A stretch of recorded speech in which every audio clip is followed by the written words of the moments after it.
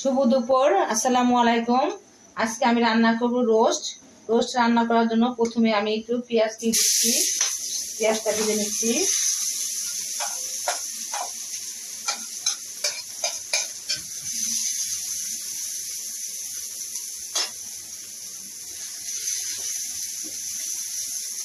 একটু বেশি করে পেঁয়াজ দিয়ে দিলাম।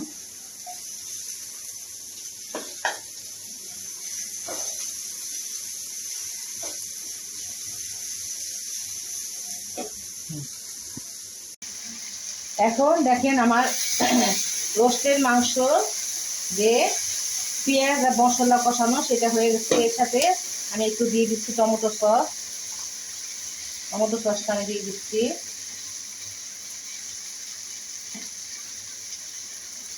তারপর দিয়ে দিচ্ছি সয়া সস পরিমাণ মতন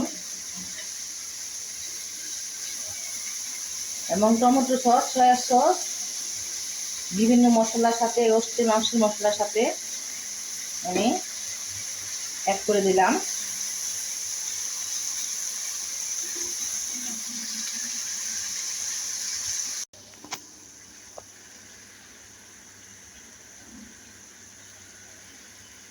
এখন আমি রোস্টের মধ্যে একটু পরিমাণ মতো লবণ দিয়ে দিলাম। লবণ দেওয়াতে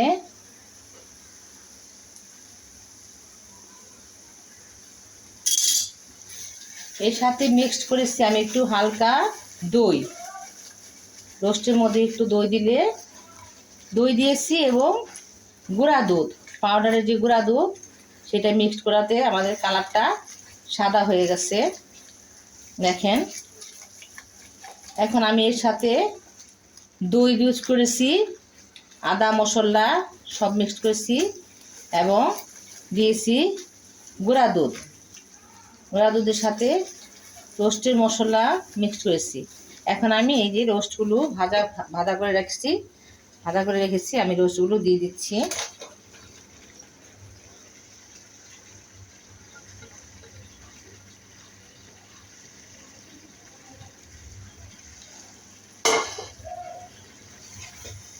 রোস্টগুলো ভেজে রেখেছি, এখন আমি মশলা দিয়ে সুন্দর করে মাখায় নিব। আদা রসুন বাটা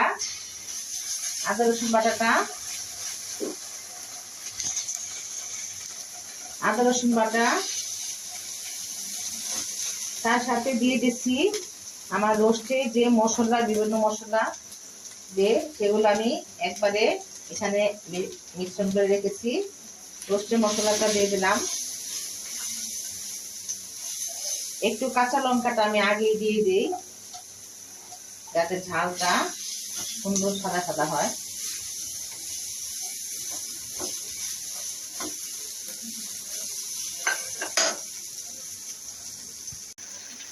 হয়ে গেল আমার রোস্টের রান্না।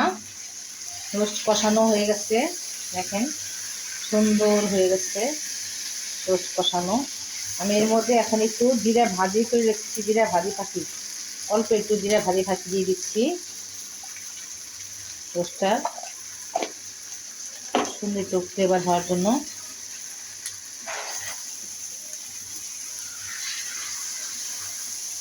রোস্টটা রান্না করার জন্য আমি সব ধরনের মশলা প্রয়োগ করেছি। আমার সঙ্গে থাকার জন্য ধন্যবাদ। সবাই ভালো থাকবেন। আসসালামু আলাইকুম, শুভ দুপুর। এই তো হয়ে গেল আমার আজকে রোস্ট রান্নার রেসিপি। ধন্যবাদ সবাইকে, ভালো থাকবেন। আসসালামু আলাইকুম।